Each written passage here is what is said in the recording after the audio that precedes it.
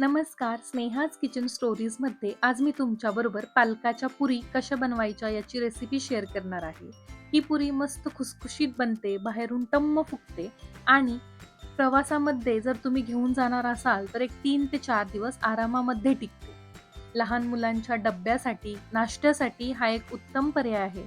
अगदी 10 मिनिटांमध्ये पुरी बनून तयार होते आणि पालक त्या निमित्ताने खाल्लाही जातो. चला तर मग रेसिपीला सुरुवात करू. पालक पुरी बनवण्यासाठी इथे मी अर्धी गड्डी पालक व्यवस्थित स्वच्छ करून घेतला आहे. पालकाच्या पानाबरोबर त्याच्या ज्या काड्या असतात आपल्याला त्याही वापरायच्या आहेत. त्या फेकून न देता आपल्याला तशीच पालकाची पानं घ्यायची आहेत. हा सर्व पालक मी व्यवस्थित 2 ते 3 वेळा स्वच्छ पाण्याने धुवून घेतला आहे. त्यानंतर इथे मी एक 5 ते 6 हिरव्या मिरच्या, 8 ते 10 लसणाच्या पाकळ्या, अर्धा इंच आलं, 1 चमचा जिरं, पाव चमचा हळद आणि चवीनुसार मीठ घेतलं आहे. आता हे सर्व साहित्य आपल्याला मिक्सरच्या भांड्यामध्ये घालून वाटून घ्यायचं आहे. आता हे वाटत असताना जर गरज वाटली तर तुम्ही थोडं थोडं पाणी घालू शकता. गरजेपुरतंच पाणी घालून आपल्याला याची छान अशी पेस्ट करून घ्यायची आहे. तुम्ही पाहू शकता मी अशा पद्धतीने हे छान असं वाटून घेतलेलं आहे.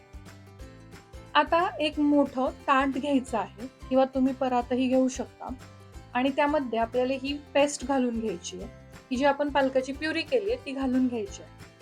आता यामध्ये सुरुवातीला मी मावेल इतकंच गव्हाचं पीठ घालणार आहे. एक मीडियम आकाराची वाटीभर मी इथे गव्हाचं पीठ घातलेलं आहे आणि पुरी आपली छान खुसखुशीत व्हावी त्यासाठी मी इथे 2 चमचे तांदळाचं पीठ घालणार आहे. तुमच्याकडे तांदळाचं पीठ नसेल तर तुम्ही 3 चमचे बेसन पीठ सुद्धा वापरू शकता. आता हे आपल्याला छान मळून घ्यायचं आहे. मळत असताना जर तुम्हाला गरज वाटली तर तुम्ही थोडं थोडं पाणी यामध्ये घालू शकता. आपण गव्हाच्या पिठाची कणिक ज्या पद्धतीने मळतो अगदी त्याच कन्सिस्टन्सीचं आपल्याला हे पीठ मळून घ्यायचं आहे. मऊसूत असा गोळा बनवून घ्यायचा आहे. तुम्ही बघू शकता इथे मी अगदी मऊ असा ह्याचा गोळा बनवून घेतलेला आहे. चपातीच्या पिठाचं ज्या पद्धतीने कणिक मळतो अगदी त्याच पद्धतीने. थोडासा तेलाचा हात लावून शेवटी हा गोळा मळून घ्यायचा आणि एक 5 मिनिटं साईडला भिजत ठेवून द्यायचं. आता एक 5 मिनिटं झालेली आहेत आणि आपलं पीठ मस्त भिजलं आहे, मऊ झालेलं आहे. आता याचे थोडे मोठे गोलाकार गोळे करून घ्यायचे. त्याला दोन्ही बाजूंनी गव्हाचं पीठ लावून घ्यायचं आणि याची आपण चपाती लाटतो त्या पद्धतीने पोळी लाटून घ्यायची. आता जर पुरी मस्त टम्म फुगलेली हवी असेल तर काय करायचं, आपण चपाती ज्या थिकनेसची लाटतो त्यापेक्षा थोडीशी जाडसर ही पोळी लाटून घ्यायची. खूप जाडही लाटायची नाही, खूप पातळही लाटायची नाही. मीडियम कन्सिस्टन्सीची, मीडियम थिकनेसची ही आपल्याला पोळी लाटायची.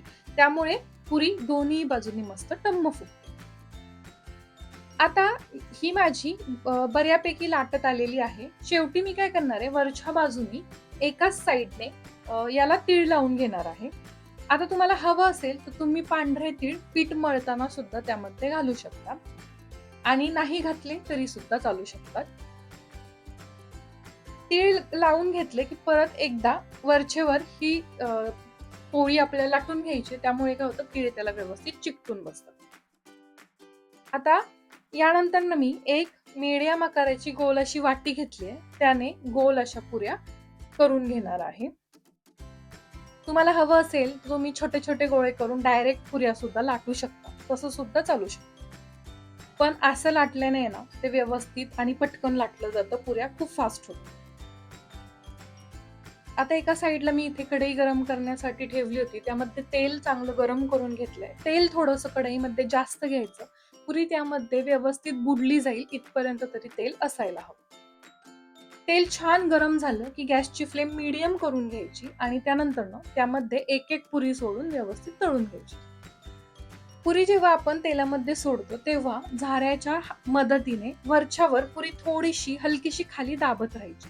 सर्व बाजूनी पुरी थोडी थोडी खाली दाबली की व्यवस्थित पुरी फुलली जाते. एका बाजूने व्यवस्थित पुरी तळून झाली की ती पलटी करायची आणि दुसऱ्या बाजूने तळताना सुद्धा थोडी थोडी पुरी खालच्या साईडला दाबत राहायची. असं केलं ना की पुरी व्यवस्थित टम्म होते. तुम्ही बघू शकता की ती टम्म मस्त पुरी फुगली आहे. छान असा गोल्डन ब्राऊन कलर सुद्धा आलाय. आणि अशा पद्धतीने आपल्या पालकपुरी बनून तयार आहेत. ह्या पालकपुरी टोमॅटो केचप बरोबर अप्रतिम लागतात. तुम्हाला आपली आजची रेसिपी कशी वाटली हे मला कमेंटमध्ये नक्की सांगा. व्हिडिओ आवडला असेल तर व्हिडिओला लाईक आणि शेअर करा आणि अशा छान-छान रेसिपीज बघण्यासाठी आपल्या स्नेहाज किचन स्टोरीजला नक्की सबस्क्राईब करा. भेटूया अशा एका छान रेसिपीसोबत पुढील व्हिडिओमध्ये. धन्यवाद.